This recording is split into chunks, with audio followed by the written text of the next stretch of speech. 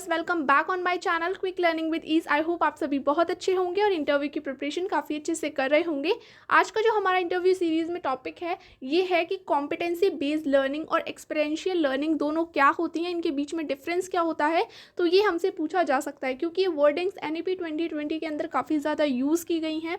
इससे पहले मैंने आपको काफ़ी सारी जो वीडियो प्रोवाइड की हैं उसमें मैंने मल्टी डिसिप्लिनरी अप्रोच या फिर इंक्लूसिव एजुकेशन और जितने भी टर्म्स हैं उनके बारे में बात की है। अगर आपने वीडियोस नहीं देखे हैं तो आप चैनल को एक बार विजिट कर सकते हैं, लिंक डिस्क्रिप्शन में है। तो वीडियो को स्टार्ट करते हैं बिना देरी के। सबसे पहले अब हम बात कर लेते हैं कि कॉम्पिटेंसी बेस्ड एजुकेशन का मीनिंग क्या होता है या फिर हम कॉम्पिटेंसी बेस्ड जो एजुकेशन है वो किसको कह रहे हैं। तो देखिए, सबसे पहले कॉम्पिटेंसी का मीन होता है एबिलिटी या फिर क्षमता। ठीक है, हमारी कुछ करने की क्षमता को हम क्या बोलते हैं, एबिलिटी या कॉम्पिटेंसी। अब क्या है, हम बच्चों को इस तरीके की नॉलेज देनी है कि वो उनको काम आए।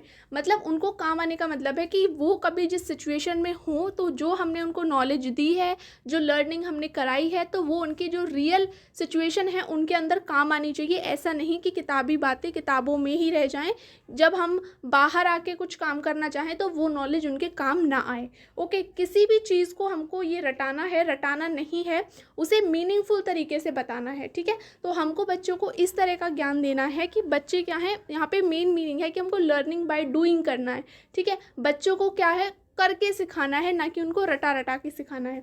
इसमें 3 चीज़ों पे फोकस किया जाता है, नॉलेज, एबिलिटी एंड स्किल। ठीक है, तो इस कॉम्पिटेंसी बेस्ड एजुकेशन में या कॉम्पिटेंसी बेस्ड लर्निंग में 3 चीज़ों पे फोकस होता है। वो होता है नॉलेज, कि हमको बच्चों को ज्ञान देना है।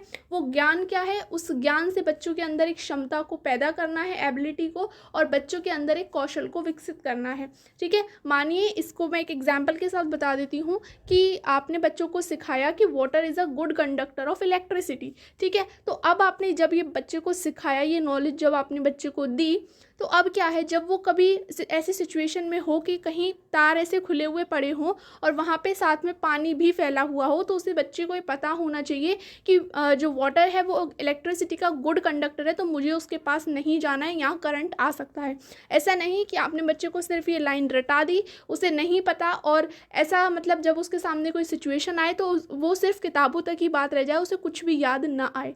ठीक है, तो इस तरह से हमको क्या है, बच्चे को मीनिंगफुल लर्निंग देनी है, बच्चे के अंदर ये एबिलिटी डेवलप करनी है कि क्या है, वो जो आपने नॉलेज दी है वो क्या है, उसे अपनी सिचुएशंस में यूज़ कर पाए।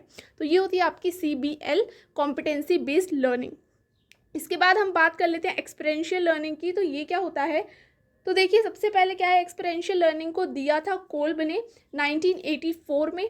इन्होंने फोकस किया था इंटरनल कॉग्निटिव प्रोसेसेस पे। इन्होंने कहा था कि ये जो हमारी एक्सपीरियंशियल लर्निंग है ये हमारी किस पे डिपेंड करती है, ये जो हमारी इंटरनल कॉग्निटिव प्रोसेस होती है, मतलब संज्ञानात्मक हमारी जो भी प्रोसेसेस होती हैं उन पे डिपेंड करती है। कोल्ब ने कहा कि कोई भी व्यक्ति सीखने के दौरान 4 चरणों से गुजरता है। मतलब इन्होंने 4 स्टेजेस बताई थी इस लर्निंग के अंदर कि कोई भी इंसान कोई जब नया काम सीखता है तो वो इन 4 स्टेजेस से होकर गुजरता है, तब वो इस काम को सीख पाता है। तो इन्होंने एक डेफिनेशन भी दी थी ये वाली, learning is the process in which knowledge is created through the transmission of experiences. Means क्या है कि नॉलेज जब क्रिएट होती है, जो हमारे एक्सपीरियंस हैं उनको हम ट्रांसमिशन कर देते हैं उनका। ठीक है, एक्सपीरियंसेस से मतलब हम अपने अनुभवों से क्या है, नई नॉलेज को क्रिएट करते हैं। इसके बाद अब मैं इनकी ये जो थ्योरी है वो बता देती हूँ एक बार शॉर्ट में। तो देखिए, सबसे पहले क्या है, ये आपकी 4 स्टेजेस हैं। फर्स्ट है कॉन्क्रीट, सेकंड है रिफ्लेक्टिव, थर्ड है एब्स्ट्रैक्ट एंड फोर्थ है एक्टिव एक्सपेरिमेंट। अब देखिए, सबसे पहले क्या है कि जब हम सीखना शुरू करते हैं तो सबसे पहले हम उस चीज़ का कॉन्क्रीट एक्सपीरियंस लेते हैं, मतलब उस चीज़ को हम फील करते हैं। फील करने के बाद क्या है, हम उस पर रिफ्लेक्टिव ऑब्जर्वेशन करते हैं, हम उसे वॉच करते हैं, मतलब देखते हैं। ठीक है, नेक्स्ट हम क्या करते हैं, उसका एक एब्स्ट्रैक्ट कॉन्सेप्चुलाइजेशन करते हैं, उसके बारे में सोचते हैं, और सोचने के बाद हम क्या करते हैं, लास्ट एक्टिव एक्सपेरिमेंट, मतलब हम उस काम को करते हैं। ठीक है, आप इस एग्जाम्पल से समझ सकते हैं कि एक बच्चा साइकिल चला रहा है। ठीक है, वो साइकिल चला रहा है धीमे धीमे। ठीक है, अब उसने ये फील किया, ठीक है, साइकिल चलाना वो फील कर रहा है कि हाँ कॉन्क्रीट एक्सपीरियंस ले रहा है वो। अब उसने क्या किया, उसने रिफ्लेक्टिव ऑब्जर्वेशन, मतलब देखा कि मेरी साइकिल है वो क्या है, बहुत धीमे धीमे चल रही है, तेज़ नहीं चल रही है।